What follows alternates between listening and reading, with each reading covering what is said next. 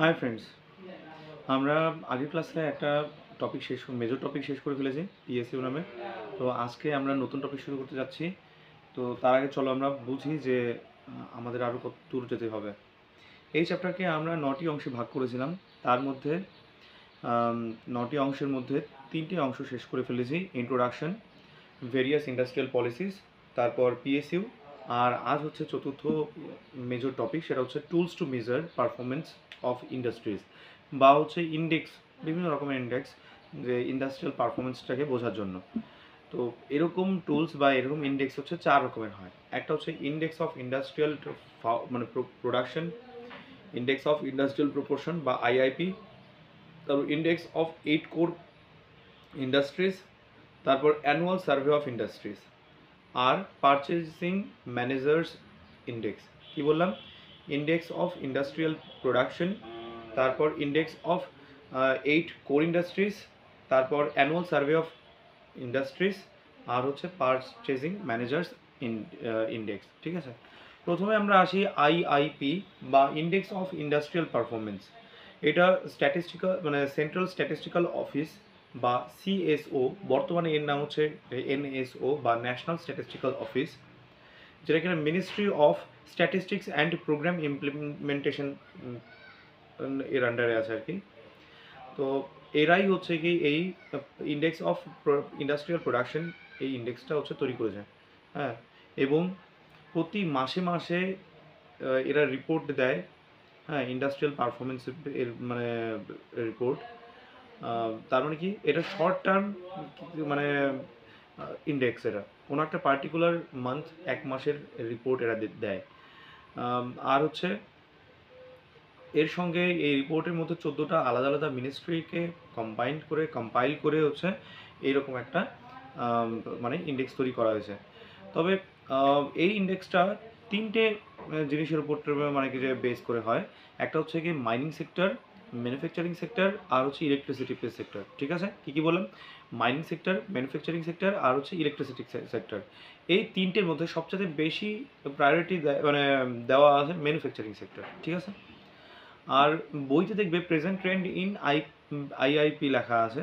তো এই present trend বলতে যদি কোনো পুরনো এডিশনের বই হয় তাহলে কিন্তু তোমরা সেটা বাদ দিতে পারো, কারণ কি সেগুলো কারেন্ট অ্যাফেয়ার্সে আসতে পারে। যে বছর পরীক্ষা দেবে সেই বছরের যে ট্রেন্ডটা বা তার আগের বছরের সঙ্গে এই বছরের কী ট্রেন্ড আছে সেটা হচ্ছে ইম্পর্টেন্ট হয়।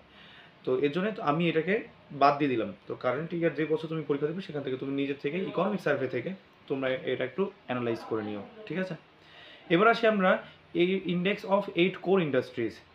এটা 8টা কোর ইন্ডাস্ট্রির উপর বেস করে হয়। আর যে আইআইপির প্রায় 40.27% কিন্তু কাউন্ট করা হয় এই 8টা কোর ইন্ডাস্ট্রির মধ্যে। ঠিক আছে, আর এটাকে মান্থলি ব্যারোমিটার বলা হয় ইন্ডাস্ট্রিয়াল পারফরমেন্সের। মানে এটাও কিন্তু আইআইপির মতো ইন্ডেক্স অফ ইন্ডাস্ট্রিয়াল পারফরমেন্সের মতো কিন্তু একটা শর্ট টার্ম তোমাকে রিপোর্ট দেয়। এই 8টা কোর ইন্ডাস্ট্রি কী কী হয়? Refinery products, electricity products, steel, coal, crude oil, natural gas, cement, আর হচ্ছে ফার্টিলাইজার্স।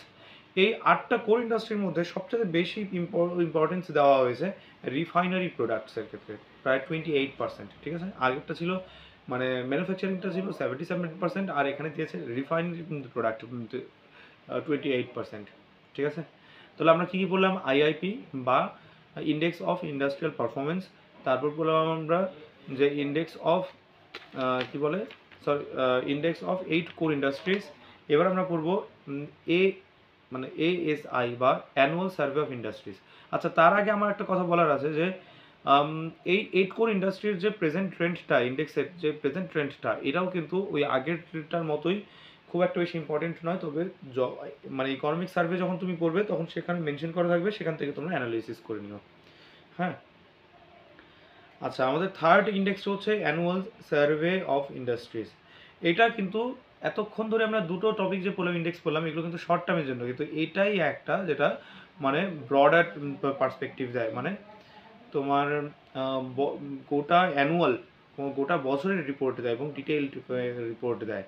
তো এটাও কিন্তু মানে মেজর পোর্শনটাই কিন্তু ম্যানুফ্যাকচারিং সেক্টরের উপর বেস করেই করা। ঠিক আছে, আর এটা পাবলিশ কে করে, annual survey of industries K publish করে, পাবলিশ বাই হচ্ছে কি সিএসও, বর্তমানে যেটা এনএসও বা ন্যাশনাল স্ট্যাটিস্টিক্যাল অফিস, ঠিক আছে। আর আন্ডার কি কোন ministry, ministry of statistics and programme implementations, ঠিক আছে, ইমপ্লিমেন্টেশন, ওকে। আচ্ছা আমরা বুঝি এবার যে এএসআই কোন কোন জিনিসগুলোকে ইনক্লুড করে, যেমন কি এগুলো সমস্ত রেজিস্টার্ড ফ্যাক্টরি যেগুলো কিনা 10 জন বা মানে 10 জন কর্মচারী নিয়ে কাজ করে, মিনিমাম 10 জন কর্মচারী নিয়ে কাজ করে, ইউজিং পাওয়ার, কারেন্ট বা এনার্জি মানে ইউজ করে। আর কি 20 জন মানে রেজিস্টার্ড ফ্যাক্টরি যেগুলো কিনা যারা কিনা 20 জন বা তার থেকে বেশি, মানে 20 জন বা 20 জনের বেশি মানে কি লোক হায়ার করছে, এবং সেটা পাওয়ার ছাড়া, সেই সব মানে সেই সব ফ্যাক্টরিকে এএসআই বা অ্যানুয়াল সার্ভে অফ ইন্ডাস্ট্রির আন্ডারে নিয়ে আসা হয়েছে। তারপর 100 জনেরও বেশি, যেখানে হচ্ছে ইউনিট, যেসব ইউনিটগুলো বা যেসব ফ্যাক্টরিগুলো 100 জন বা তারও বেশি হচ্ছে লোককে হায়ার করছে, যেগুলো কিনা ফ্যাক্টরি অ্যাক্টসের আন্ডারে আছে, তারাও কিন্তু অ্যানুয়াল সার্ভে অফ ইন্ডাস্ট্রির মধ্যে পড়ে, আয়তায় পড়ে। তাছাড়াও রয়েছে সিগার ম্যানুফ্যাকচারিং বা বিড়ি সিগারেট ম্যানুফ্যাকচারিং ইন্ডাস্ট্রি যারা আছে, যারা কিনা তো ইলেকট্রিসিটি আন্ডারটেক, যারা কিনা হচ্ছে কি বলে রেজিস্ট্রেশন করা আছে যাদের সেন্ট্রাল ইলেকট্রিসিটি অথরিটির কাছে, হ্যাঁ, তারা কিন্তু এই এএসআই এর আন্ডারে আছে। তাছাড়া যেগুলো কিনা কিন্তু এএসআই কাদের ইনক্লুড করে না, যেমন defence establishments, oil storage, distribution depots, মানে ডিপোর্টস ডিপার্টমেন্টস ইউনিট, যেগুলো কিনা railway workshop, government mints, sanitary, water supply, gas storage প্রভৃতি, এগুলো কিন্তু এএসআই এর আন্ডারে পড়ে না। আচ্ছা, তবে এই এএসআইটা কিন্তু আবার 5 বছর পর পর কিন্তু আনঅর্গানাইজড সেক্টরেরও কিন্তু রিপোর্ট দেয়। আমরা এতক্ষণ ধরে বলছিলাম শুধুমাত্র যে অর্গানাইজড সেক্টরের, কিন্তু এগুলো কিন্তু 5 বছর পর পর আনঅর্গানাইজড সেক্টরেরও কিন্তু রিপোর্ট দিতে থাকে, ঠিক আছে।